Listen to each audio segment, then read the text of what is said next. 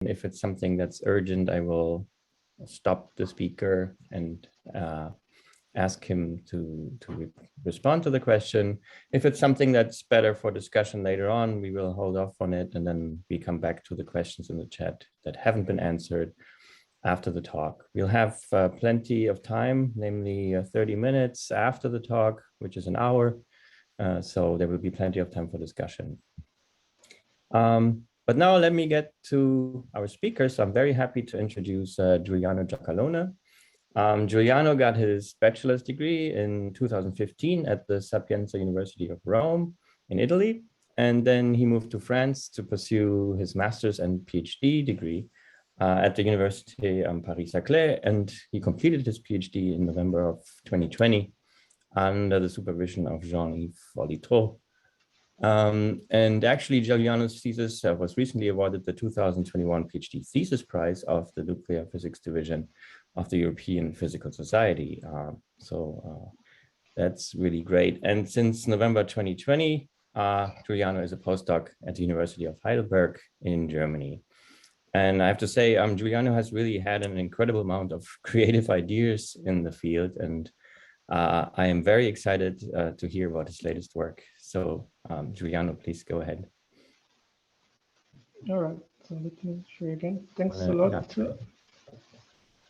Bjorn, for the nice introduction, and also thanks for all the organizers who gave the opportunity to give this seminar, which is very exciting for me. So the topic is nuclear structure for high energy nuclear collisions. I will essentially review or give you an overview of what has happened in the context of this topic. And I guess for many people, this sort of connection between these two areas may sound a bit surprising, although that's discussed quite extensively, I think, in the past couple of years. Let me just tell you that it's something that is sort of, I think, emerging as a new research direction, sub area of our field, or at the interface with nuclear structure, low energy nuclear physics. We had plenty of activities organized this year. Actually, we had a task force. We'll say something about it as well during the talk, which was funded by EMI this year. We had a nice workshop in September in Saclay. And as he was pointing out previously, there is a 5-week INT program actually on the intersection of nuclear structure and the energy collisions. So they told me also that next initial stages conference will have a track related to nuclear structure. So first time for a conference on high energy nuclear physics. And then we are also giving input for to pursue these studies in future at nuclear physics, both in the US and in Europe. And so my talk is really about trying to give you an overview of things that have happened, I would say, in the last 2 years that have made these things possible. So what I have to discuss with you is essentially 3 things. One is how nuclear structure enters heavy ion collisions and what is the input that it gives to energy nuclear collisions and the best understanding that we have of that. And then the manifestations of, let's say, structural properties of nuclei, which are known from low energy nuclear physics in the data coming from my energy nuclear experiments. So it is quite an extensive list now.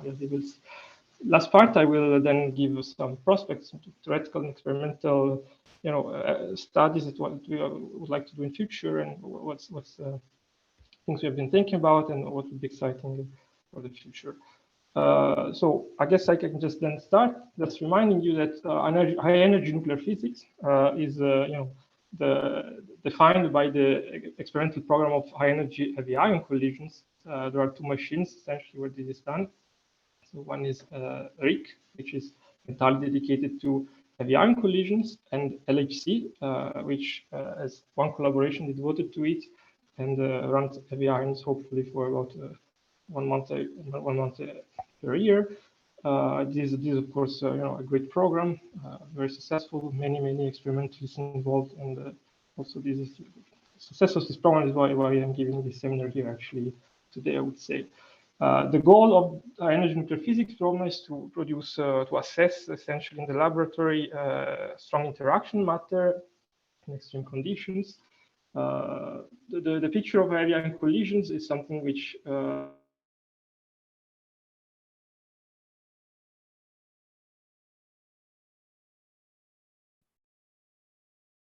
Oh, I think we lost Don't hear him anymore. collection. Yes. Giuliano? I can hear you. Okay, you were frozen for a little bit. Oh, Do you?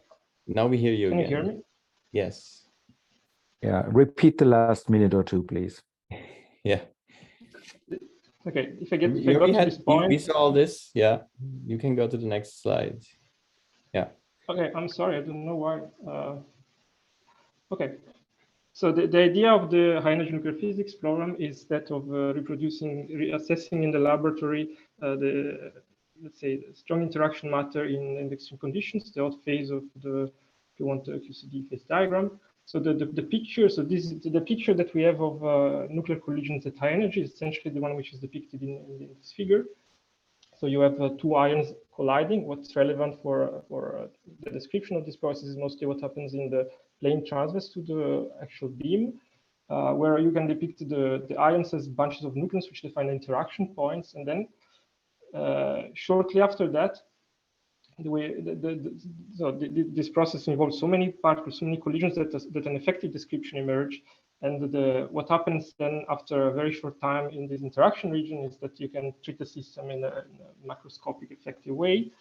So this is the established paradigm is that of a relativistic fluid, where you can really then try to describe a system formed in heavy ion collisions with concepts such as energy density, pressure, velocity fields, and also transport properties, which are typically of fluids. So this is very well established picture these days. We have sort of the important thing here is to remind that the equation of state is the one that we would like to see, which is that of the quark-gluon plasma. It's characterized by a large number of degrees of freedom, which is the signature of the confinement transition, if you want. Temperature is also something that you can determine to some extent. For instance, LHC energy on the order of 2 trillion Kelvin, for instance. And so the hottest fluid reproducing the conditions of the early universe. And so line nuclear physics is about understanding the process and characterizing the state of matter. You have to understand initial condition, transport properties, so the hydrodynamic phase, and then also very interesting also what happens after that, which since what you see eventually are hydros. So here I highlight the initial condition because this is where I will be mostly focusing. So you want to reconstruct basically from the final state particles the stuff. So how does that happen? So how do you reconstruct your QGP from what you see? So you don't see the QGP, which is in the middle of your interaction region, but you see only all the particles and the track that they leave in your detector in the energy colliders. And so the best way to assess the initial condition that we know is to look at the bulk of particles, which are those who will follow the hydrodynamic expansion of the fluid. So there are low momentum particles which behave collectively. The spectrum that you see is pretty much characterized by two features, which will allow you to infer information from the data. One is the explosiveness of the expansion. Okay, so how much is the PT of these particles? How fast they are actually flowing away from the interaction region. And the second one is, of course, the anisotropy of the azimuthal distribution. So you can really ask and try to measure very precisely whether the emission is in fact isotropic or not, and involves these famous flow coefficients. So these are the tools that I will use also in this talk and in the coming slides. Okay. Let me just say then that it's due to the hydrodynamic behavior, which is again very well established, that you can reconstruct information from the particles. And the main equation is at the heart of everything is just the Euler equation, which tells that the force and acceleration in your fluid will be driven by pressure gradient forces. And this has, of course, a nice implication for how the shape of your initial state in let's say in position space, if you want, is then translated into a pattern of momentum of the produced particles. So if you think that you have two systems with the same number of particles, if you put one in a smaller volume, then this will have a larger gradient and will flow faster, so larger average PT. If you have an isotropic shape for initial condition, then this will flow anisotropically. So if you have an ellipse, you have elliptic flow, or V2. A triangle will lead to triangle flow V3. And this is by looking at these kind of things, you can actually reconstruct the shape and size of QCD if you want from data. This is something that we have sort of learned to master in over a decade of phenomenological applications. And this is really solid tools that I will use. Now, going more to my topic, essentially, all this process, you need then to define an interaction region. This is the most important thing. So this is the most primordial ingredient if you want your modeling, if you want to start to understand what's going on. And this is what then comes from nuclear structure, because it's somehow inherent to the way we understand the collision process. First of all, you need some, you need two nuclei, so you need to somehow model them or somehow have them. For sure, you need some knowledge about nuclear structure, but what we have in fact understood is that, and again, understood very well, is that you don't just need like the density associated with your nuclei, like where the nucleons are, but we actually need the positions of the nucleons on a collision by collision basis. So roughly, I think the idea can be formulated as follows. The scattering of the relevant partons which interact in the heavy ion collision process, they are still mainly within nucleons, such that eventually somehow the nucleons are the relevant degrees of freedom for nucleus-nucleus interaction. Of course, it's something that we've learned very well since 15 years, essentially. And as a consequence, then the nuclei are destroyed in this process, and the interaction is essentially a sort of quantum measurement of the positions of whatever constituents you have in the plane transverse to the beam, which will then be resolved with some resolution depending on the momentum, right? So what you really need to know is somehow the information about spatial coordinates of scatterers, but in our understanding, that essentially boils down to knowing the positions of your nucleons, which means that it's like a collapse of the wave function of the nuclei if you want in each process. You need to somehow sample and know where the nucleons are to define an interaction region. And if you don't include the nucleons and the fluctuations associated with that, you will fail in describing the data, as I will also show in a moment. So this is pretty much the two fundamental ingredients of the high energy model. Then you need the component from nuclear structure, which is, okay, but then where do I take these nucleons, right? And the thing is that for nuclei like lead, so let's call them spherical systems, a mean field approach, which means that you have independent particles in a common potential, is something which is very, very appropriate, actually. So it's a very good first approximation for a nucleus. So you could split your problem into sub-problems for independent particles and then say, okay, the interaction just generates some potential, which I can use in some particularly convenient form, like Wood-Saxton, and then say, okay, I have independent fermions in this shape, and I will just assume that they're independently sampled. And this is exactly what we have been doing since the start of the Monte Carlo Glauber model and things like this. So just a sort of nucleus is a bag of nucleons with some very appropriate potential, which no energy phenology will tell you, and then independent fermions. Of course, now just more realistically, nuclear theorists, they don't necessarily do something so simple. They actually try to get this potential from some effective nuclear-nuclear interaction. You may have heard of these names like the Gouny force, the Skirm force, the relativistic density function, and things like this, which is all the business, huge field of energy density functional theories, how to get potential, and it's based on this variational approach. So this then, if you go back to your high energy modeling and say, okay, this is a good approximation for systems like spherical nuclei, like lead-208, then this should work. And this is precisely what we saw when we started using Glauber-like models, right? When you start with a sampling of nucleus and the relevant fluctuations are given by that. So infield-based approach works, and is essentially the justification for doing the modeling the collisions in the way that we do them. And so you can sample your nuclei independently. This is what every single hydro calculation for large nuclei does.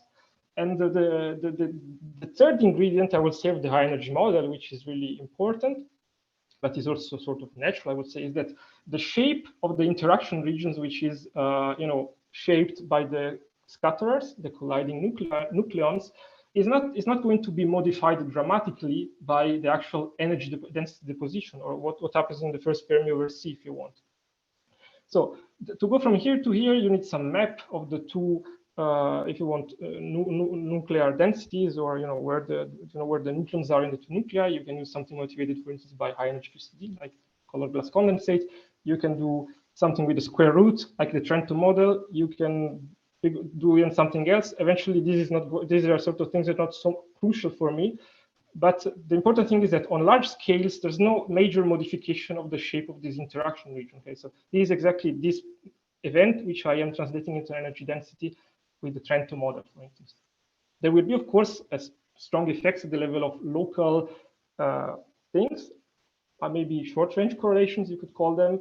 There will be dependence on the nucleon size, on, I don't know, if you're working Trento, then you have also fluctuation parameter for the multiplicity of a participant and stuff like this. You can use participant nucleons or just nucleons. That's, again, a sort of detail which I'm not too interested in. But the main feature is that nucleus-nucleus interaction does not modify the shape of the interaction region on large scales. It's not that something like this will turn into something which is rotated by 90 degrees or something like that. Okay. Then, with these three ingredients of the energy model plus this mean field-based approach to the nuclei, like the lead nuclei, eventually, if you just do hydro calculations, and this is not even a hydro calculation which is particularly tuned, this is a calculation of Bjorn, you get extremely precise description of measurements. And what I would like to emphasize is this V3 in particular, which is something which you get from the nucleon positions and not from the underlying geometry of the system. And it's an extremely precise description of the experimental data. So this means it's sort of justifying the whole thing, which again, from the ingredients I gave you is sort of natural. I don't think there's anything that looks completely wrong in the ingredients that I told you about. If you have complaints about the high energy model, then you should let me know now, or want to comment on that, because then from now on I will just use it essentially and say, okay, these are the basics, and we can go on starting from this. Giuliano, the only comment which maybe fits here was from Uli, who said that since you said sampling individually is fine, but hardcore repulsion between nucleon pairs creates correlations that are important, he says. But I guess not on the long range scale that you're talking about, right? Exactly. That will also play a role for the details here, but it's not going to change the shape, the overall shape. I will go back to that point as well. Thanks for the comment. Okay, so if there's no other comments, then the point is the following, that nuclei are in general not like lead-2-8. So the real feature of nuclei is that they are a strong correlated system. This is why they have such a rich phenomenology, and this is why nuclear structure is an extremely complicated effort. So let's put it in this way. If you have a nucleus that you're not treating the same way you treat as lead-2-8, then you should go to your nuclear structure theory friend and say, well, I need all the nucleon positions in all the events, and so can you just give me the wave function such that I can sample them, or some a-body correlation function that will also give me the right spatial correlations of nucleons. So this would be, for instance, the object that would capture most of that, probably like a two-body correlation function. And the answer would be, well, no, these are things that we do not compute. These are either too difficult or too expensive, or essentially we try to get away from that ourselves, because this becomes too complicated for us. But still, you should not despair, because what you can do is to follow what has been done in low-energy nuclear phenomenology for 50 years or so, which is the following: that what they realized from empirical evidence, so the way the nuclei behaved in low-energy experiments, like from excitation energies, excitation spectra, and things like this, that spatial correlations in nuclei can in fact be conveniently encapsulated in the notion of so-called intrinsic shapes. And the way you capture correlations by intrinsic shape is just the following. You can still use a one-body density, which will tell you where the nucleons are, like your bag of nucleons in the mean field approach. But you have to deform it, and then it's basically a deformed droplet, which is now not spherical, so it will have some orientation in space if you want, and you construct your nuclear state as a sum over all possible orientations, which will then restore, for instance, your symmetries, ensure that you have the right symmetries. So you don't need to calculate these extremely complex objects that no one computes, like a-body correlation functions, but you can still use a one-body density with a deformed shape, and you will pretty much get what you need. That's at least this is really is the crucial ingredient in the low energy nuclear phenology for large nuclei especially. So you can keep the mean field approach. Just use a potential which is deformed. So in a heavy ion experiment or high energy experiment, you could somehow depict that as having a bunch of nuclei which are randomly oriented in space, and then the interaction will select essentially the orientation of the bundle of the nucleus, and then you can use that to sample the coordinates of your nucleons. Okay, and this is how you can do it. So then what are you supposed to do in practice? This is, maybe you've seen these things before, but okay, if I start with again my Wood-Saxon profile, okay, very well motivated by energy phenology, then I can just deform it, and by far the most standard way to do that is what the spherical harmonic expansion of the surface, which you write in this way, okay, and it will involve parameters which govern the quadrupole, the octuple, the hexadecapole, and so on deformations. These are the most important. So for energy phenology and for us, again, these are ways essentially to encapsulate correlations in these nuclei. There's also parameter gamma, which is very interesting, called the triaxiality, which essentially tells you how the ellipsoid, what is the imbalance of its axis. So you can have a prolate ellipsoid for gamma equals 0, which has 2 short axes and 1 long axis. A triaxial ellipsoid if they have 3 different axes, and the noblate ellipsoid if you have 2 long axes and 1 short axis. Let's see it this way. So these are the most important shapes in energy phenology, and this is how you can, in fact, account for spatial correlations of nucleons in your system. So I will, quote here Michael Bender, who proposed this sentence in a workshop we had at the beginning of the year. That these intrinsic shapes are not real things. These are just artifacts to take into account spatial correlations. But however, their effect is basically seen in all nuclear phenomena. And again, low energy nuclear phenology, all the progress made especially for large systems, is based on this. So it's very natural that nuclear shapes will show up as well at high energy, because high energy nuclear experiments are very precise nuclear experiments. So in some way, this has to come up at some point. And this is then the topic of my presentation. Okay. So this is my introduction in a sense.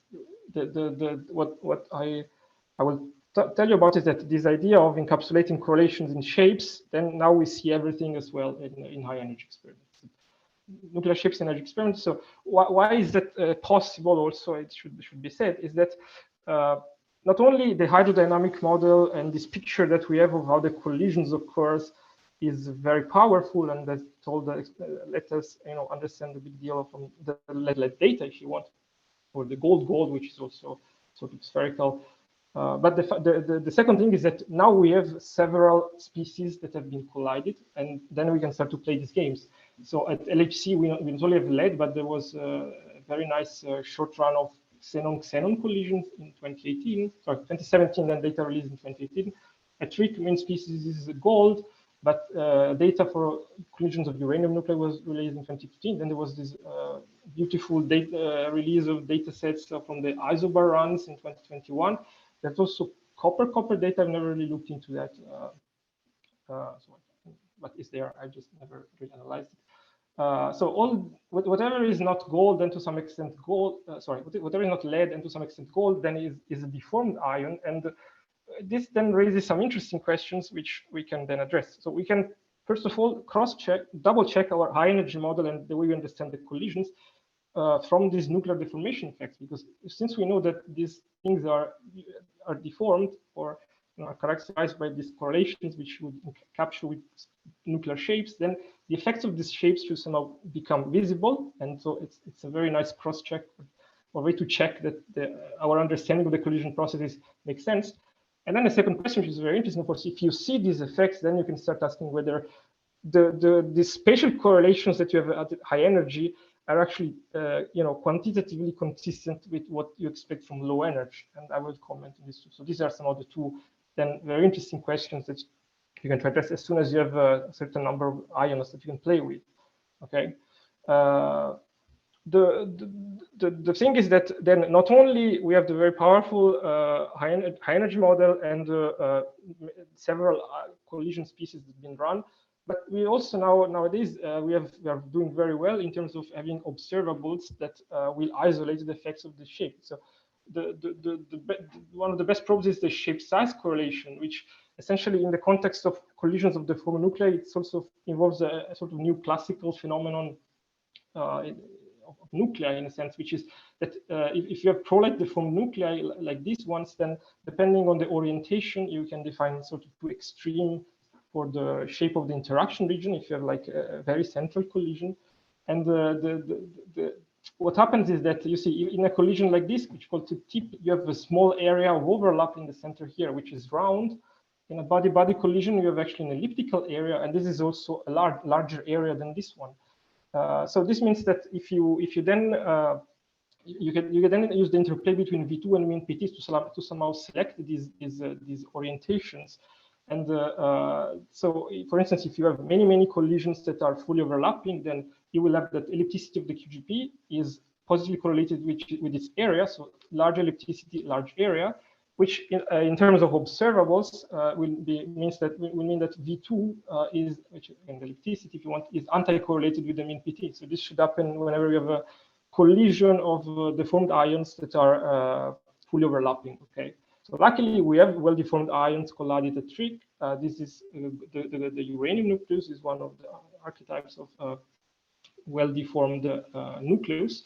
So we can play the game of shapes and study the shape size correlation, sorry, the correlation between V2 and min-PT. And what happens is exactly what you would expect, that the correlation in the limit of fully overlapping shapes, so very large multiplicities, actually dramatically changes sign to something which is negative. This does not happen in gold-gold collisions, which is the black points, because they don't have this strong intrinsic deformation. And so this is really just telling you by eye, essentially, that there is a strong, quadruple deformation in the uranium nucleus, which is not there in the gold nucleus. So this is immediately understood, for instance, as having a non-zero beta-2 parameter, actually a rather large one, as low energy nuclear physics tells you for the uranium nucleus. Then going on, there's some interesting developments related to uranium nuclei. Last year, we sort of tried to understand why there is a sort of circumstantial evidence that hydrodynamics doesn't do that well when it comes to describing uranium data. This is also something you can see in the comprehensive hydro calculations like IP plasma plus music. In general, there is a mismatch between the V2 computed in uranium conditions and what is measured experimentally. And last year, we did this analysis where we essentially say that once you try to express V2 in terms of the deformation parameter, then you can actually compare two systems that are close in size, like gold and uranium. And we express the deformation, so this coefficient for the uranium nucleus is a function of that of the gold nucleus. And we noticed that it's a function of certain variables. So it's a linear function of certain variables that are in fact rather well constrained in the hydrodynamic model. There's not so much of room for uncertainty here, in the sense if you trust your hydro. And well, this is measured ratio of V2 coefficient. These are ratios of these coefficients between, for instance, gold and uranium, etc. And what we found is that if you naively implement the beta coefficients, which is measured from the energy physics in your simulations, that will always end up at overestimating the V2, which means that either you need a larger beta squared for the gold nucleus to, again, follow on this line, or a smaller beta for the uranium nucleus. And this was kind of puzzling. It was interesting from the discussions we had in Heidelberg this year, actually, that there was Wouter Rissens, who's a nuclear theorist in Brussels, who made us realize that this was always done in the wrong way in the simulations. It's kind of interesting because what he pointed out is that the experimentally measured beta-2 is not just coming from the beta-2 that you should implement in the Wood-Saxon, because once you use the Wood-Saxon, then there are actual couplings between beta-2 and higher order deformations. And this requires both a large beta-2 and also the presence of higher order deformations. The beta-4 is the next to leading order, if you want. The point is, beta-4 is there for uranium, is actually measured in the energy experiments. So this will couple with beta-2, which means that the actual beta-2 Wood-Saxon that you should use to reproduce the beta-2, which is measured in experiments, is not the one which is measured, but it's lower. And so now I can show you this working preparation, what goes on. If you do your IP plasma plus music calculation, which reproduces extremely well like lead data or gold data, it actually fails quite badly going the limit of central collisions for uranium-uranium collisions. This discrepancy is not acceptable these days, almost 20% off, which never happened for a V2. But then we realize, so this black line is from just taking the beta 2 naively from the measured one. Then we had this correction based on knowledge on this beta 4, and we get, in fact, the reduction which is expected and which improves this description. So these are actually a very large correction to V2 is almost 20% again. So it can only be explained by this coupling effect, which is kind of interesting. So the hexadecapole of uranium, which is like the only well-deformed nucleus that we have, sort of seems to be very, very present in the data. Then moving on again, we have the we move to LHC, where the xenon nucleus, so we can try to look for more stuff. So if you again play the game of shapes, you will realize that the shape size correlation that is discussed above is very sensitive to this gamma parameter. So let's just consider the simple case I showed you previously with the prolate nuclei, so gamma equals 0. So for low mean PT collisions, the overlap area is actually elliptical and large, and is small and round at high mean PT. And now if you go to oblate nuclei, which will like this, actually the low mean PT collisions are round and large in area, whereas the high mean PT collisions are small and elliptical. So it's sort of inverted from this one, which means that these observable as in fact a leading order dependence on the triaxiality parameters was shown in the generic simple model calculations by Zhang Yong. And this is what we investigated last year. So this is then when I asked the nuclear structure theorists to do really the most state-of-the-art frameworks to do calculations for especially odd mass nuclei to see, okay, what is actually the structure of this xenon, because we don't really know. So they did a new calculation where they determined the ground state structure of your xenon 129. And it turns out to be exactly very interesting because it's sort of rather well deformed with a beta of 0.2. So it's not as deformed as the uranium, but it's still considerably deformed. And in fact, the minimum of the potential energy of which will determine your lowest energy state is at essentially the triaxial point. So this is neither prolate nor oblate, but it's sort of in between. Then if you then look at this again, row 2 observable, and now it varies between xenon and lead. This was measured very accurately by Atlas this year. They found something which is rather flat with the centrality. And what simulations seem to indicate is that, in fact, you get something flat only when the xenon nucleus is actually close to triaxiality. So if you have something prolate, this will go down. If it's oblate, it will go up. So this is just this minus sign, which I pointed out here. If you have something triaxial, this will stay rather flat, and which is consistent with the measurements. I would like to emphasize that when you take a ratio between these two systems, in fact, you cancel many things. There's no dependence on essentially hydro parameters, and also all the experimental cuts and things like that. It sort of disappears. So you're really isolating nice information about nuclear structure here, which is then which is in fact not to be consistent with what the low energy people did. In fact, it is a double error in a sense, because you could just take your high energy model and say what structure I need to describe this data, and then turns out to be this one. So it's a nice achievement in a sense. So we can tick the triaxiality. It's there, and we can see the visible effects. Now we can even do more now because we have these isobursts. This was a good breakthrough of last year. So isoburst collision, just to remind you, was the collisions of ruthenium, and zirconium. Same mass number, so these are isobursts. And what's really interesting here is that as soon as you have two systems of this kind, you can start to take ratios between ruthenium and zirconium collisions. And in general, I think this was the expectation that many people had prior to the data. Many observables should be just one once you take the ratio. In fact, this is not one, and this is mainly due to the fact that these nuclei, they have the same mass number, but again, what characterizes correlations of nucleons inside them is not going to depend just on the mass, and so they can be very different in intrinsic shapes. So different correlations, different shapes. So eventually departures were observed in very extremely precise measurements. So anything which is, I would say, about 2% beyond unity is something that you can ascribe to nuclear structure, and this is very nice phenomenology. So what happened, which was really unexpected because no one in our community thought about that, I would say, is that eventually, if you look at the ratio of the n coefficients, again, ruthenium, and zirconium, there is a very strong deviation for n equal 3. So the V3 of zirconium turns out to be significantly larger, up to 10% larger than that of ruthenium.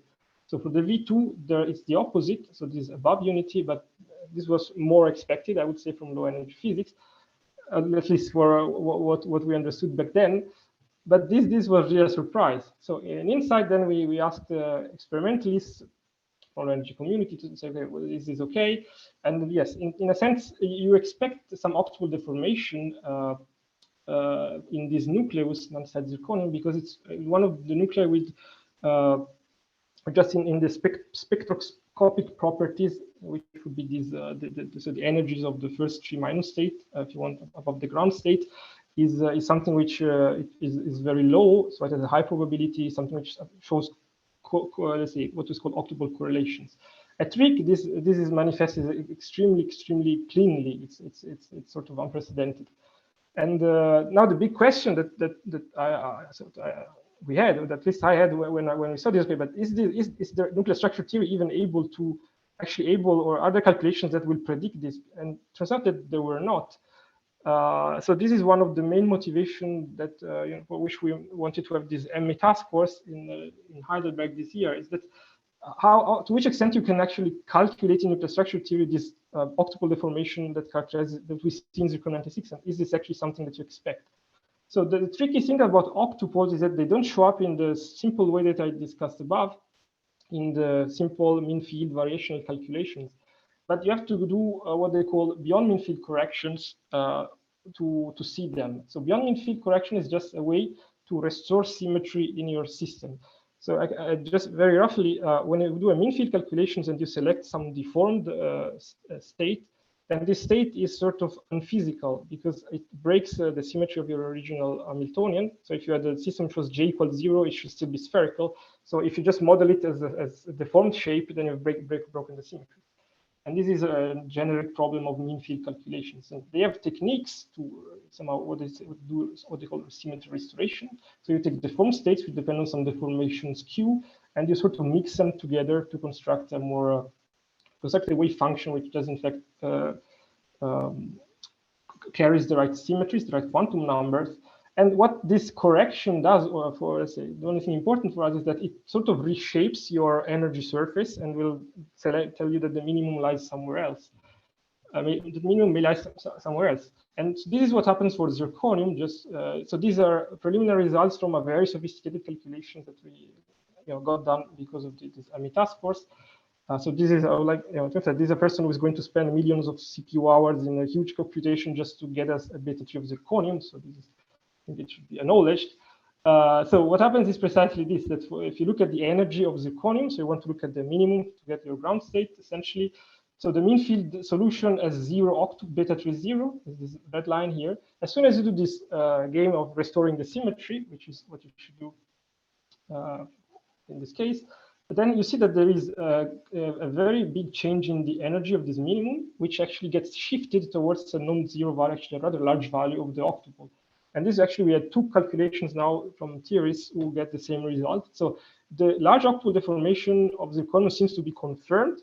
There is a sort of new phenomenon here, which they were not really anticipating, which is that there is a very large energy gain in doing this, adding these correlations with this correction, which is over 10 MeV. It's something that they've never really observed, and that they are investigating better.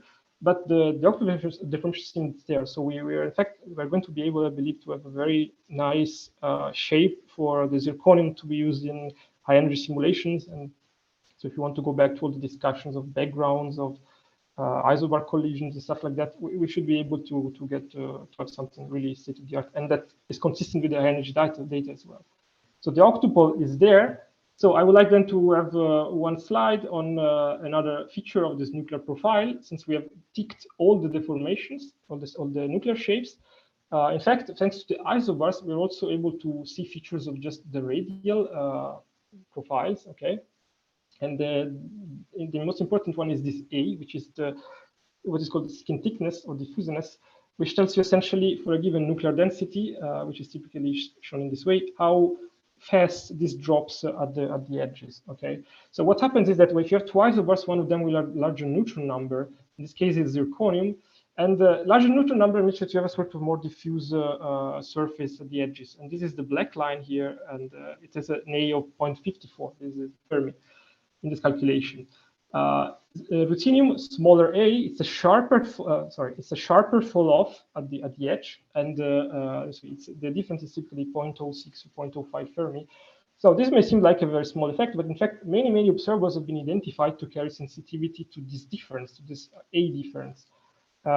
You've seen probably these multiplicity distributions, mean PT, things like this. And one way I would like to point out, which I think is the best actually, is the V24. So the further equivalent of V2, which isolates the elliptical shape to the interaction region. And this calculation we did, we're showing indeed that you can take a ratio again between ruthenium and zirconium. You get 1. This is the baseline as 1. If you just change the deformations of these nuclei to their values, this ratio remains 1. But then if you add this A0 difference between zirconium and ruthenium, then the experiment, the results of the MPT simulations, they jump up to values which are consistent with what is measured in experiments. So we don't see any impact of the deformations of this, especially of central collisions, but it's really the neutron skin, the skin difference which plays a role. So this A then connects to the business of neutron skins, and I have a slide in the backup if you want to discuss more about that. I will not discuss that now, but it's an interesting result because you can somehow see the neutron distributions, which are very poorly constrained in low energy experiments, and you can give complementary information here in some way. Very good. So this ends essentially my review of what we have observed in experiment. I think they were the most relevant parts. So I think it's if I go back to my initial questions from the beginning, it's very nice that whatever you expect from low energy nuclear physics seems to be confirmed in high energy data. So no one thought about the octuple deformation of zirconium, but in some way it had to be there. No one could really quantify it, even the low energy nuclear structure theories, but now they probably would be able to do that. So we see quadruple, triaxial, the quadriaxial quadruple, octuple deformation. The beta 4 now, I think there's clean evidence in the uranium data sets, and also the radial profile differences between isobars, which are just due to the fact that one isobar has a larger number of neutrons than the other, essentially. So this is all confirmed. So this is really telling you that the way we model collisions seems very appropriate. At least it has, survived another check, which is including all these effects of, correlations, spatial correlations of nucleons. For the moment, the precision that we have and the calculations that we have, I don't see any evidence of the fact that what low energy physics predicts is modified substantially at high energy. So pretty much if you input what you get at low energy to the high appropriately now with, in the right way to the high energy collisions, you will pretty much get the answer that you want. So it's still, I will comment on this in the next slides, but we don't have any significant effect that, the enhancement of low X gluons, for instance, inside your nucleons is changing the overall nuclear geometry. Okay, so I don't know if there are questions or comments on this part. Otherwise, I will just move to the final part of the talk, which is about prospects. So during the experiments, so what I want to do is just to point out a bunch of ideas that we've had came up from discussions this year for what else we would like to do in this context. So the first thing that should be done, in my opinion, is the following, which is you can just do with the data sets that you have right now, is that so far, as I said, you take nuclear structure theory or nuclear structure results as an input to the high energy collision. So, okay, this part is known, and then I just use it as an input in the model, and I get whatever I get. But let's say I will then perhaps try to infer just high energy parameters associated with the high energy model from the data. But the fact is, if we have observables which are clearly depending on the nuclear structure features, then there should be no problem in just promote essentially the parameters related to the nuclei to model parameters and then try to extract them from data without necessarily any input from low energy physics. So there are two ways actually that we have these days from which this could be done. So we have isobar ratios. This was pointed out by Zhang Yong and Chunjian in these papers. In general, an isobar ratio will depend for the most part by nuclear structure differences, and there will be just coefficients. Then you can, for instance, say, okay, I will try to estimate these coefficients in theoretical calculations, let's say hydrodynamic models of ion collisions. Okay, so I can extract this. I can just do some tests and see how much this would be with some theoretical uncertainty. Then once this is measured, I can try to reconstruct these differences and then cross-check if that's consistent with what low-energy nuclear physics tells me. At the same time, I could just use whatever low-energy nuclear physics tells me here, and then this is measured, then you can extract these coefficients and see if you get consistency with the high energy predictions. So this is, of course, something that will be very nice, and this will be done, I guess, in future. The second thing that, of course, can be done, since now we see that we have observables like the rho correlators, which depend dramatically on the value of the various beta coefficients, is that you could promote again the beta coefficients parameters of your high energy model. So then you can do Bayesian analysis, right? Bayesian analysis is about finding the probability of the, let's say, the consistency between a certain parameter set and a set of experimental measurements. You want to reconstruct posterior distributions for your parameters, trying to see correlations and whether you can actually constrain your model. If you have observables which depend a lot on, like, for instance, nuclear deformations, then you should be able to constrain that and extract that just from the high energy data. So this is something that there's really no conceptual issue in doing this. So this, I guess, will be done by someone in the future. So going back to more connection with low energy, a nice prospect for theory is to connect to the business of so-called ab initio approaches of nuclear structure, which is essentially a way to going beyond the nuclear shapes. So ab initio approaches is basically the idea of finding a solution to the nuclear many-body problem in a way that is consistent, theoretically consistent, systematically improvable, accurate, and accurate. And the way this is done is by use of what is called chiral effective field theory, which I think you have heard of this also from the speaker of last week in the context of equation of state and the structure of neutron stars. Is in fact the only effective field theory that they have, which can be systematically improved to match QCD in the high energy limit. And this is a huge field of nuclear structure theory. That's one of the main areas. So what these guys want to do is to really solve the Schrodinger equation. So you don't use the notion of shapes here. You really try to get the psi with all the correlations of nucleons inside that, and then you can then of course like heavy ion collisions would be a way to use these objects, because again we need the nucleon positions. And so in principle we just need everything. Okay, so do we have any actually ab initio input to heavy ion collisions at the moment? There is something, and it's very exciting because it involves oxygen-oxygen collisions, which have been collided at RIC last year, and they should become available as well at LHC. So we have, in fact, nuclear configurations from ab initio calculations. So you may know of this. So there's one in this classification Monte Carlo framework.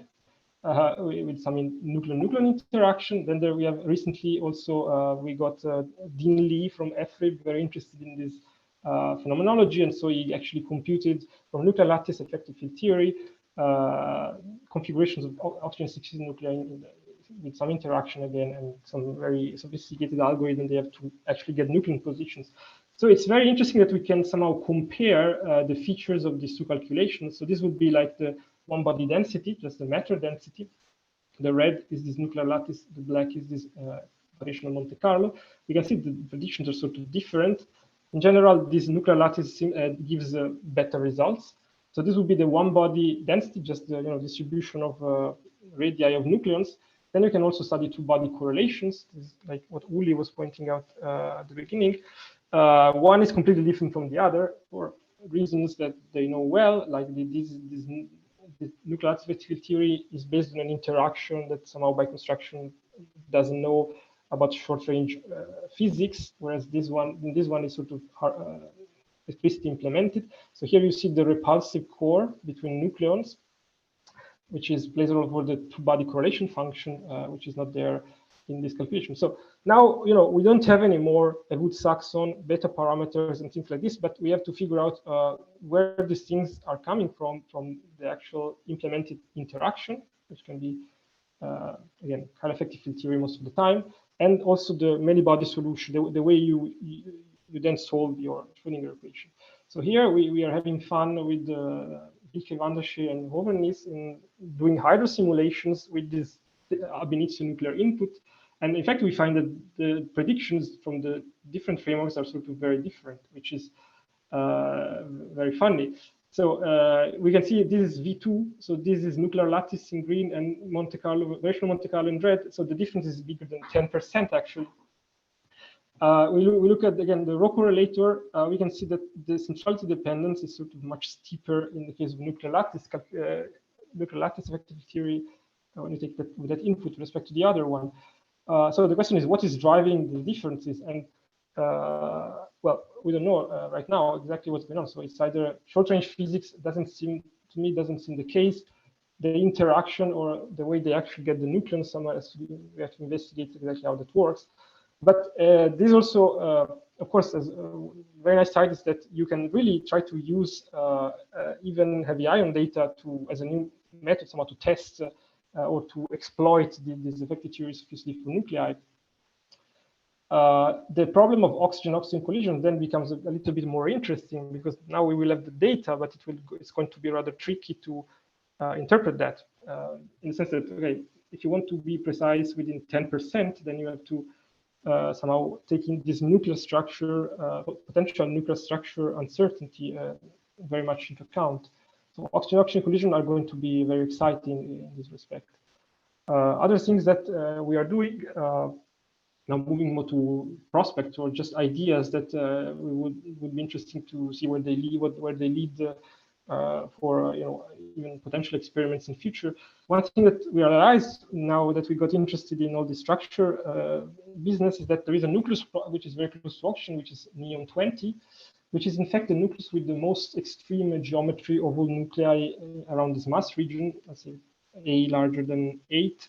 It's basically this is the actual shape of the nucleus in the ground state, and we were trying to study to which extent this would show up in the comparison with oxygen-oxygen collisions if you had neon-neon collisions, and just to see if you can generate somehow very, very strong geometric effects at the multiplicities of oxygen-oxygen and proton-nucleus collisions, which would be, of course, very interesting. So there is a preliminary result in the trajectory framework, which is found really striking, is that if you look again this row correlator, it's sort of negative or close to zero in neon-neon collisions for some, let's say, high probability parameters in the hydro, and is in fact positive in oxygen-oxygen collisions. So what's happening here is that you are seeing somehow the same dramatic difference that we saw for uranium-uranium versus gold-gold, but this is at the multiplicities now of proton-nucleus collisions, where we don't have any evidence so far of very strong geometric effects. So this would be maybe the only way to see something so dramatic at this multiplicity. So of course, this would be a very nice test of hydro response, and also it has a nice synergy with the low energy counterpart, because this nucleus is known extremely well. Even if it's strongly correlated and deformed and clustered, ab initio calculations can describe it. So we can have very, very precise input from nuclear structure theory, and then we can see how that works out. Another thing which makes neon exciting is that, again, the shape could maybe reveal features of the high energy dynamics, which, as I said, so far, we don't really see that in the larger systems. So this is an actual calculation of the density of neon from the most state-of-the-art framework available, which is what was done in Saclay in the nuclear theory group last year. So we can consider this as the, if you want, the shape of neon at large x.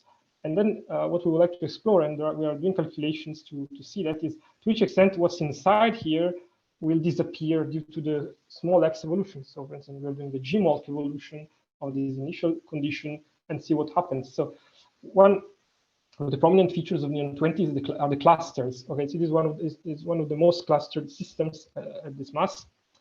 You can see that directly in the density here. So are the clusters going to melt because of the small x gluons? So this is a very interesting question, I think. And more interesting is that you can do very nice tests of these also in principle experimentally. For instance, neon is part of the smog system, but it's already injected in the smog system, which is a gas, basically the system, a gas that they inject in the detector to perform fixed target experiments, which correspond to nuclear central mass energy of 70 GeV, or roughly. So if you do collider and this, at the same time, you can vary the square root of S by a factor 100, and then you can hopefully see what's going to happen at the level of your inner structure of this nucleus from the small x evolution and what experimental imprints that could leave. There's also a possibility of forward upgrades of ALICE, where if you can then track particles in forward rapidity, then you can sort of do dilute dense neon collisions. When one becomes small x, one becomes large x, and you can play even more. This would be very interesting to see because it would be some of the first, would give us some, evidence of role of quarks and gluons for actually some collective properties of nuclei, which is something that is not observed so far. Going beyond, if you want run 4 at LHC. So I heard recently from this nice presentation we had by Alexander Calvait and Giacalone that run 6 and run 5 there might be interest in the community in moving away from lead-lead collision. The reason being that if you have too intense lead ion beams, then you will start to have basically interactions between ions, which will kick out, if I understood correctly, protons from the lead ions, and this will create a lot of problems in the machine. So somehow the luminosity is limited, or the amount of collisions you can collect. So, sorry, it is sort of one of the proposals is that, well, then you can go to light, since this depends, of course, dramatically on the charge of the ion. You can go to lighter ions, and then it should maximize the number of collisions that you collect, and this you can do for a few species. So if this is something that community wants to do, I think it would be really interesting to select species. These are just examples. Sorry, that will somehow maximize the input. Sorry, the input of these runs, the impact of these runs for both the nuclear structure and the energy community. So we could actually do smart choices to observe more interesting species. Calcium is very interesting from a nuclear structure point of view, and there may be others. Going again to something far in the future, just a comment about EAC. So EAC is another very precise nuclear experiments, which means that in some way you will have some sensitivity to the nuclear shapes, which you can then use to, again, check that whatever you see at high energy is consistent with what you have at low energy.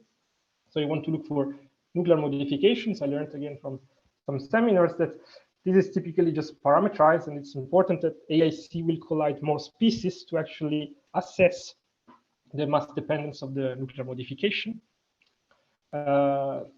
Again, now if you want to see the impact of shapes on this kind of modifications, there might be better observables to do that. But my suggestion, at least the one which is the most natural to me, is to do something where you stay at fixed A, and then look at nuclei with completely different shapes. You can do isobars, so this will probably work. But what seems even better to me is this samarium isotopic chain, where you have in the same chain within actually narrow range of mass. So here nothing would change, almost constant A. You go from a spherical system to a very strongly deformed system. So if this is an impact on the data, this seems to be like the natural way to see that. So this some assessment of the role of shapes has to be done there as well. Then I hope I'm on time. I will just move to my final slide, since I thought it was it's worth then just pointing out also RIC. So RIC, I'm not sure anything can be collided there, or after Phoenix has completed its program. Oh, I'm sorry.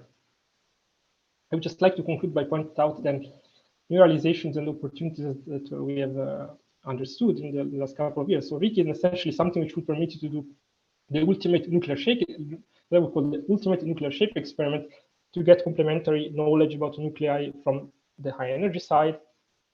And the way this has to be done is by exploring rare earth nuclei. So this is a nice corner, if you want, or block of the nuclear chart, where which is between lead-208 and I think tin to double magic nuclei, where essentially you have a transition to well-deformed shapes, and then you have many stable nuclei which are very, very deformed.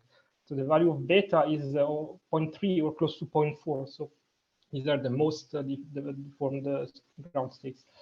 So it's very interesting to point out then what RIC could see, because you will see if you collided species here, you would see you could precisely determine relative deformations in nuclei which is something, when you have two very strongly deformed systems, then you can assess very, very precisely whether one is more deformed than the other. This is a very interesting information.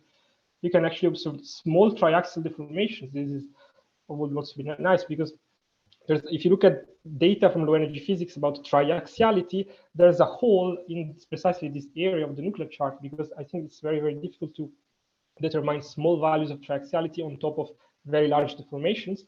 But for us, that's actually not so much of a problem, in the sense that even if triaxiality is small, you would still see it.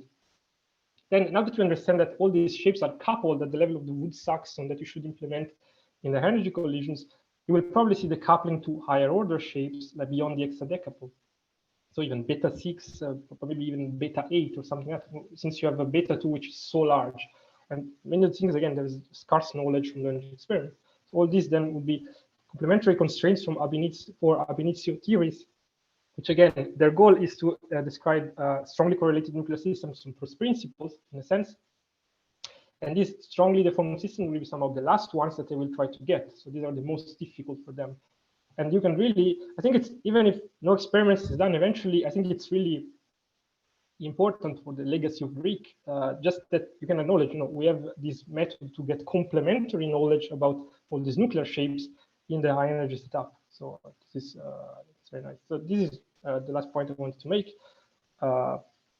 There's a lot of works also in the context in this field, which I don't have time to cover, but please get in touch or come to the INT program, which is in hybrid version if you want to see all that's been done. So my summary is just that high energy heavy collisions, we have a sort of precision phenomenology. It was extremely well, which is a mean field description of nuclei coupled with the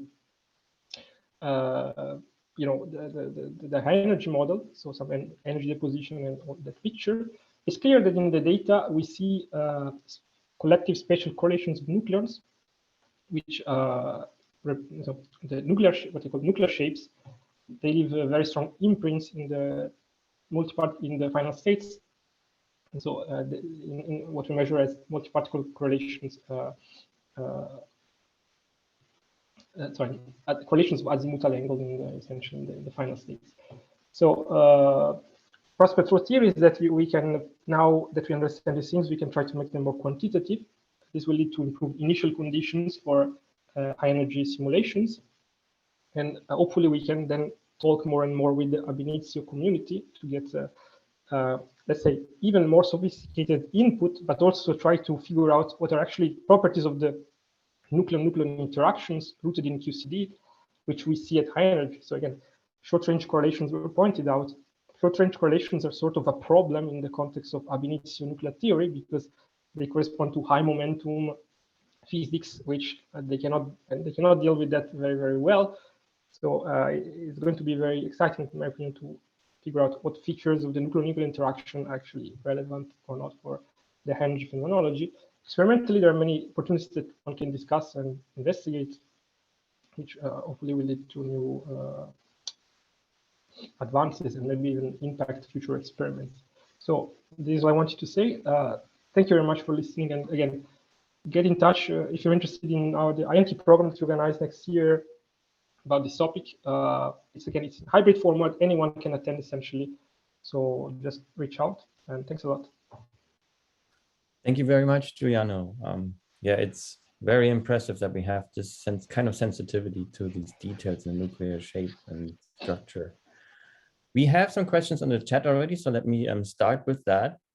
And I think the first one by Uli you have addressed was on the connection between the large x and the small x degrees of freedom that we probe at high energy. But maybe Uli, if you want to follow up on that. Yeah, I think I would try to probe a little bit more there. You make the assumption, and you said, okay, so far you have not seen anything that violates this assumption, that the parameters that control the nuclear shape just before the collision are identically the same parameters and values that you can use to characterize the matter that has been deposited after the collision. And of course, the deformation of the nuclei before the collision describes the distribution of nucleons, which is the large X component of the partons that are inside those nucleons. And the matter that is created at mid rapidity in the collision is created by low X gluons, which are very different part of the longitudinal momentum component.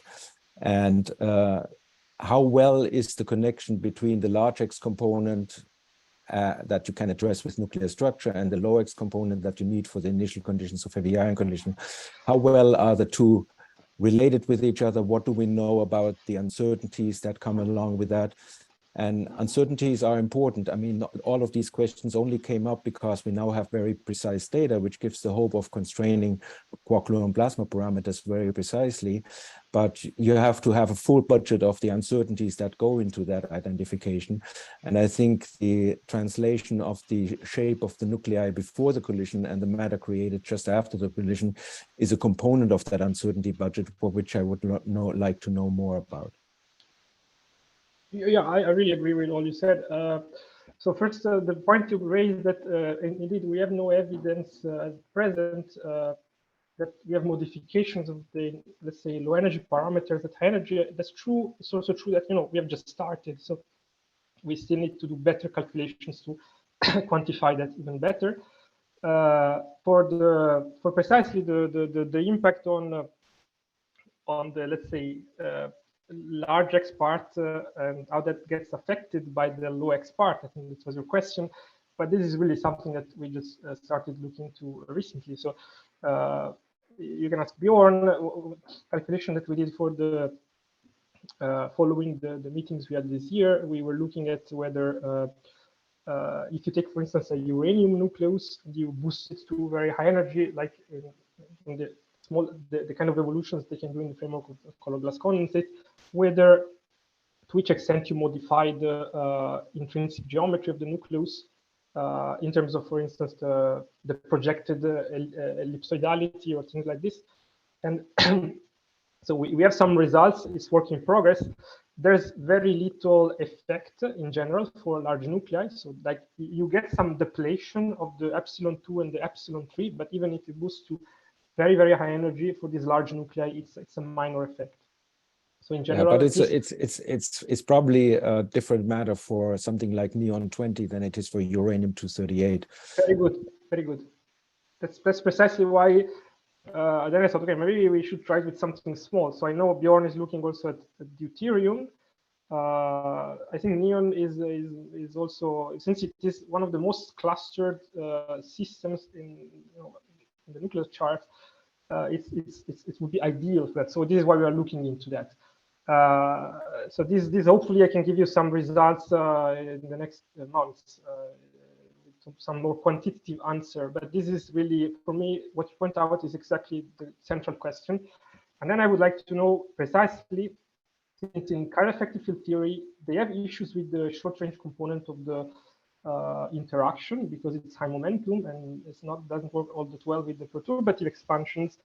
I think it would be really interesting to see if there is, if the short range correlations are affected by the small X evolution. This is something that we don't know yet. I don't even know how I would do that in practice, but it's something that it's certainly to be investigated in detail because it could be very nice discoveries in a sense.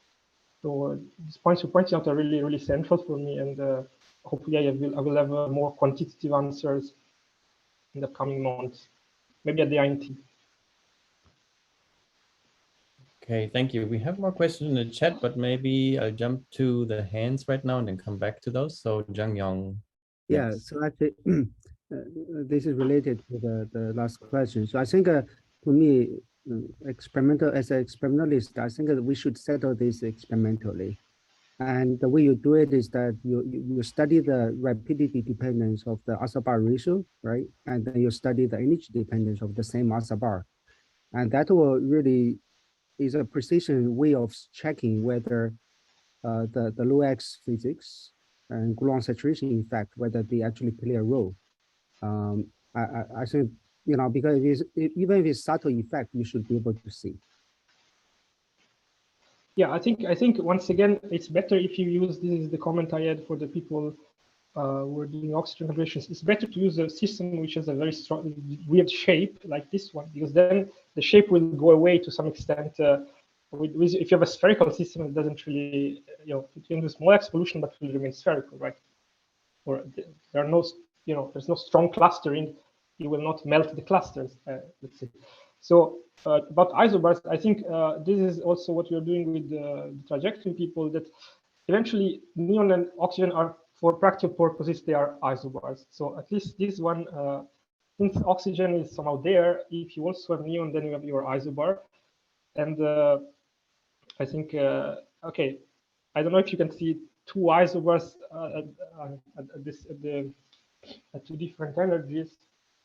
I don't know exactly how we'll do that. You would have to, okay, I guess, do some other experiment. But we will have an isobar at LHC, essentially, if you have neon, and then you can also do the beam, let's say, rapidity and beam, rapidity dependence maybe at Alice, and beam energy dependence with this LHCb opportunity.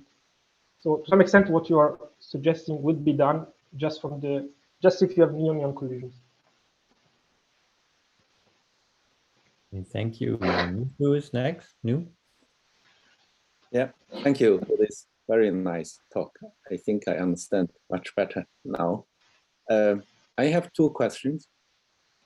First one maybe related to Uli's question. So my question is, when you show the data is all, my understanding is all measured, all charged particles, all kind of charged particles from star or from LHC. Now, the question is, do we have any sensitivity on different kind of particles? For example, is proton nucleons better than pions? So this is question one. The second question is, in your discussion, you focused on RIC top energy and LHC, those are very high energy. Can we do the similar thing, let's say at the 5 GeV center of mass? Thank you. Okay, I hope I can give you satisfactory answers, but for the identified particles, the point is, I would say that no one has really looked into that so far, in the sense that we always look at the integrated quantities because they're some of those that correlate the most strongly with the initial geometry. And then since we really, these is sort of new things, so we just did the simple things first. And I'm not aware of any study of role of deformations in nuclei for a particle, different types of particles. I would guess that isobars would be particularly ideal systems to do that, in the sense that you can look at proton, kaon, and ions, V2, for instance, and take a ratio between the isobars. So there are modifications that you show up. Maybe something was shown at quark matter. Now, if the people from STAR can say something about that, maybe. But as far as I know, even in theory, this has not been studied for the moment. So I don't know.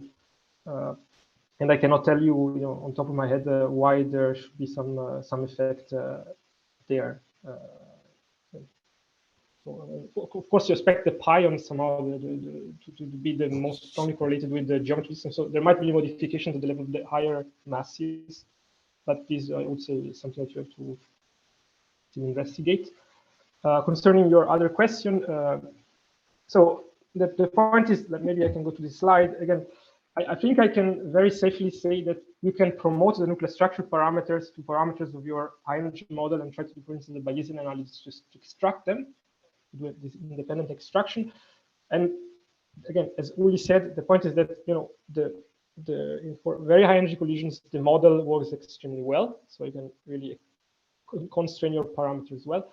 Once you go to 5 GeV collisions, I think then you will have very much larger uncertainty on how you shape the initial set, because you cannot forget anymore about for instance, the longitudinal component, which is not really included here.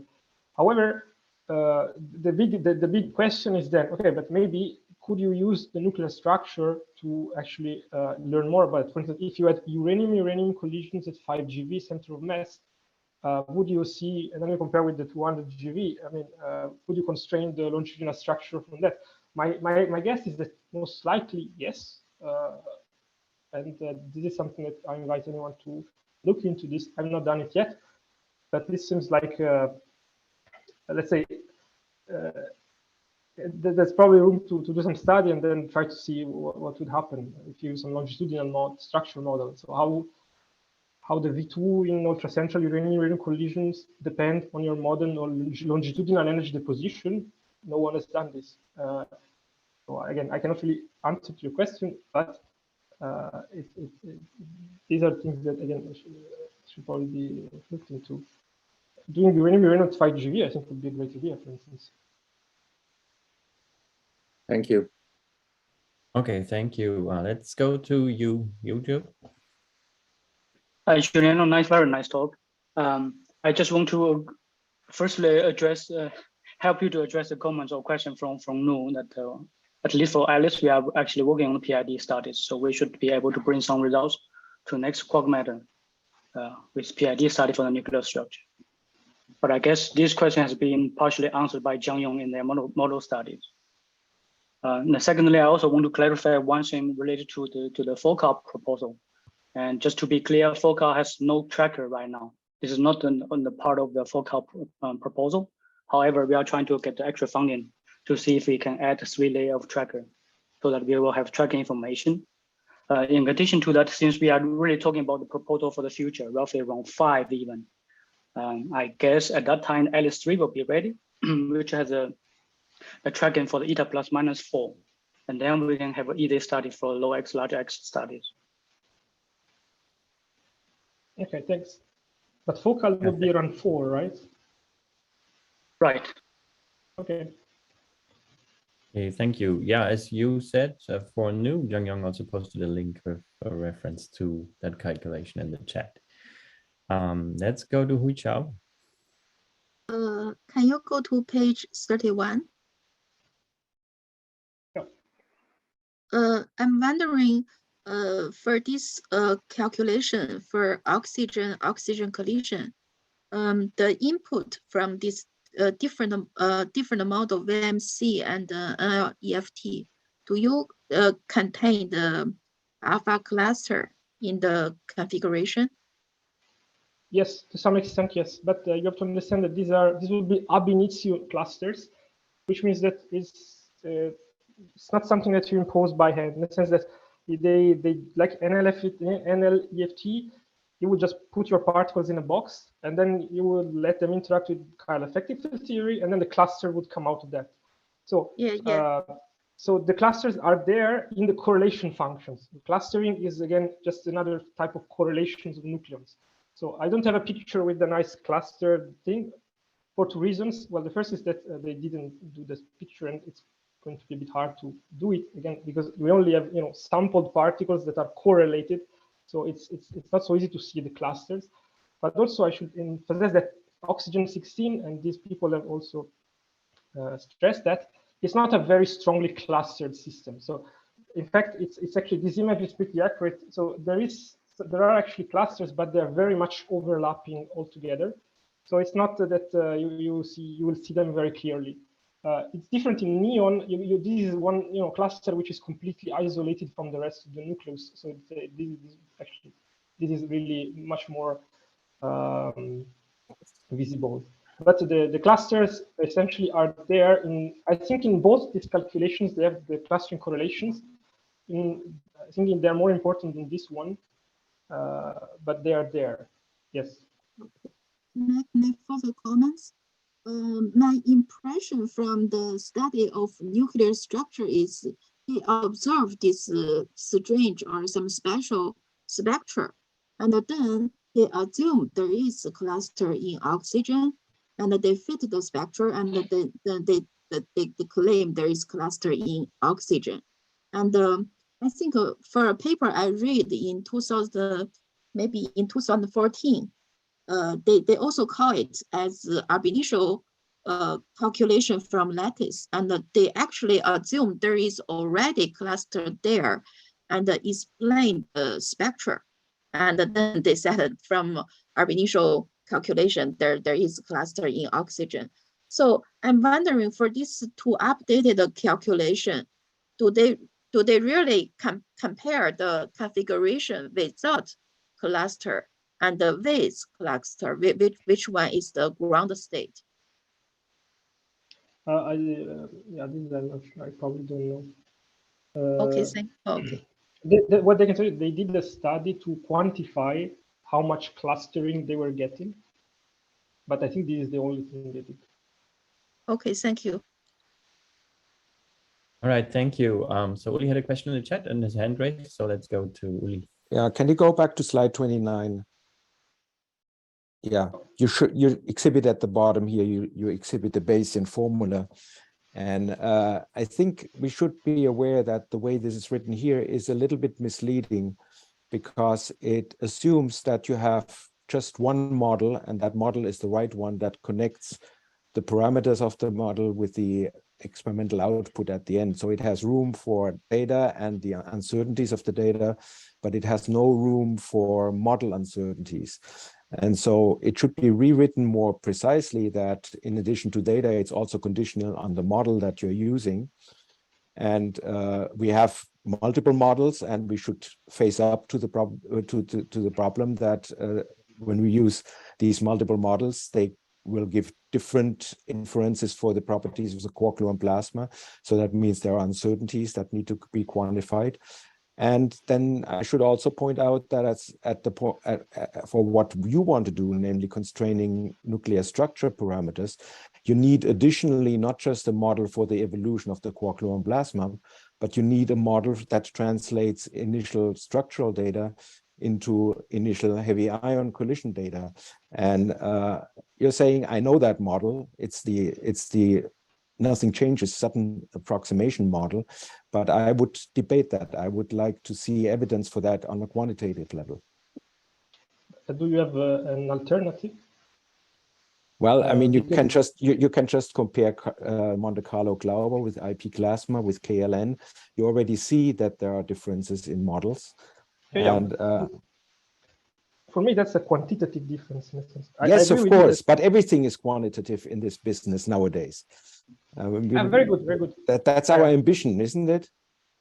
Absolutely. Yeah, no, I think, but I mean, for me, let's say if I could P just a parameter set, then maybe there's some parameter which interpolates between different energy deposition schemes, and then depending on what I get there, my nuclear structure parameter will be slightly different.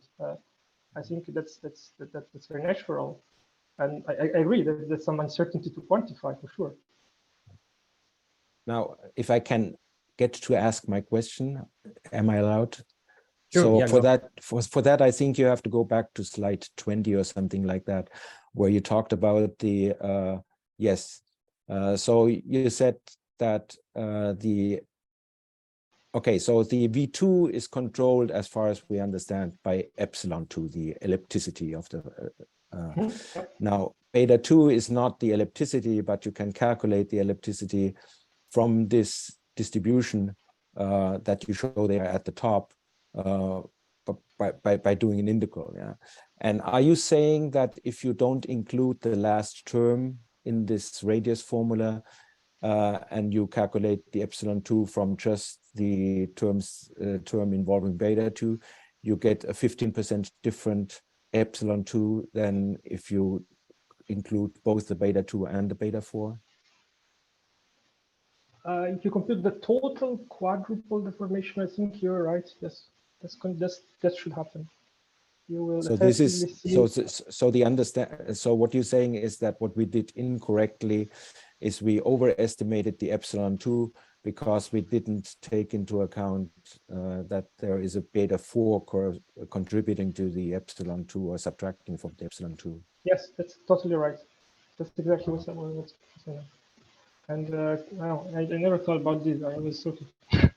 I was really annoyed by this mismatch, because it's not only in IP plasma, there are also other calculations where it's clearly not working. And but the nuclear structure people will tell the first thing you have to understand is uranium, because it's the easiest. And this was really a simple explanation, that there is this coupling at the surface, which, since uranium S, the beta 4, it's there, you should include it, and it's a 15-20% correction to the But absolute. there should also be then a dynamical effect, because the beta 4 will contribute to an epsilon 4, and the epsilon 4 will mix into the V2 by nonlinear mode coupling. And that you can study. That one, yeah.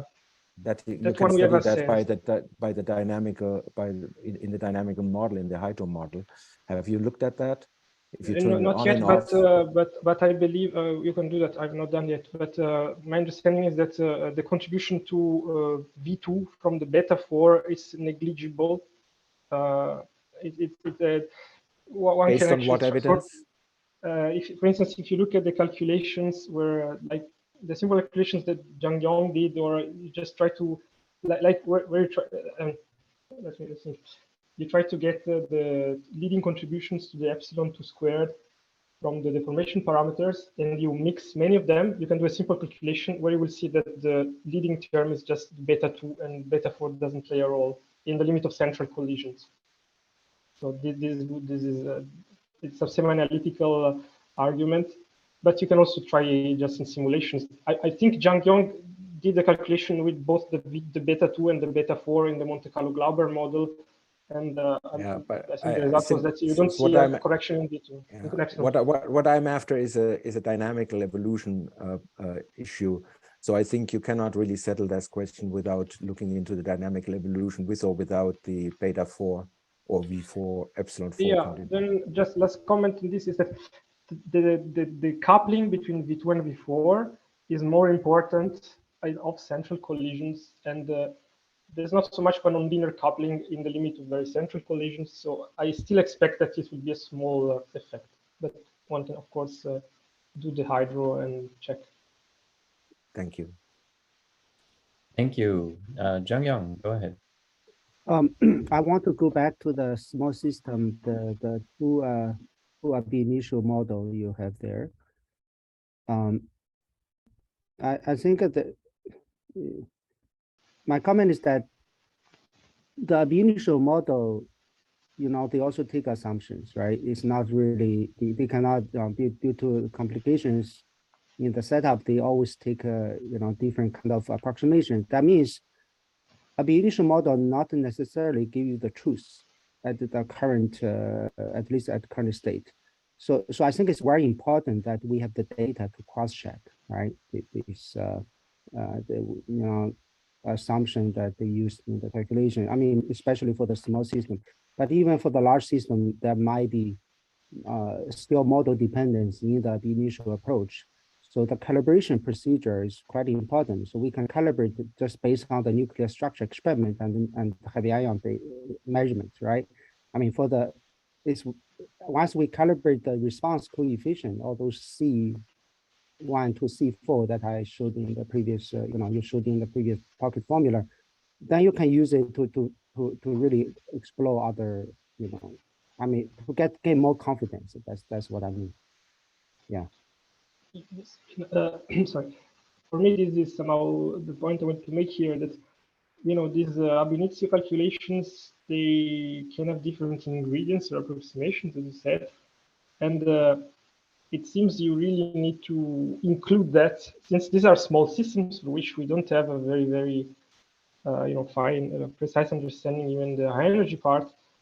I think that has to be part of the whole game. The uncertainty from these features of the ab initio calculations has to be treated in some way in the same grounds, and the uncertainty you have on the dynamical evolution of the small systems, because the differences you can see in the observables are the same order of magnitude.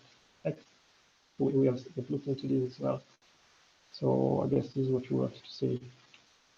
Right, but what I mean is, for example, you nice point out, right? So if you have oxygen and neon coming from the same ab initio model with the same kind of simplification of the model assumption, then the ratio will be much more powerful, right? I mean that. Yeah, the ratio is actually amazing. Yeah, we did this actually. I can show you. I can tell you, if you take the ratio of these two systems, all the parameters of the, you know, hydro and initial state, they become almost irrelevant, even at these multiplicities. I was not really expecting that, but it's like that. if you try to look the relative variation between these two, it's really governed by this very weird shape of the neon and almost nothing else, even if you are in a small system. So this is my point is that we really need to have the data. So that immediately will probably. Yeah, if you have the data, you can do many things, of course. Yeah. Okay. I mean, with oxygen itself, it might not be enough. Yes. That's the problem, right? Because yes, I didn't say this explicitly. Yes. Yeah, because you don't have a baseline, right? You need a baseline, which is the baseline is oxygen is the baseline for neon, and neon is the baseline for oxygen. So that's the absolutely. Yeah, I didn't see that explicitly, but one also reason why you want the neon also these fancy things, but it's also that it's going to, you know, how can I say, improve, make you understand oxygen much better eventually, because it's going to be really hard to measure some value here just in oxygen.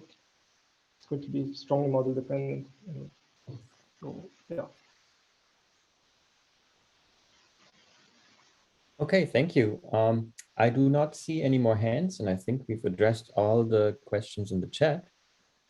So if there's no more questions coming up right now, I would like to thank everyone for participating, and especially thank Giuliano, of course, Thank you very much. And very useful discussions. And with that, I'd like to give the word back to the organizers if there's any announcements. Thank you. Okay, thank you. And I think next time the Hasuda will continue to discuss some hydrogen interactions. So you are welcome to join the next seminar. And thank you so much for coming for discussion. Thank you. Thank you. Okay. Thank you. Bye. Bye. Bye. I'll see you later, BM, See this you. afternoon. Yes. See you then. Okay.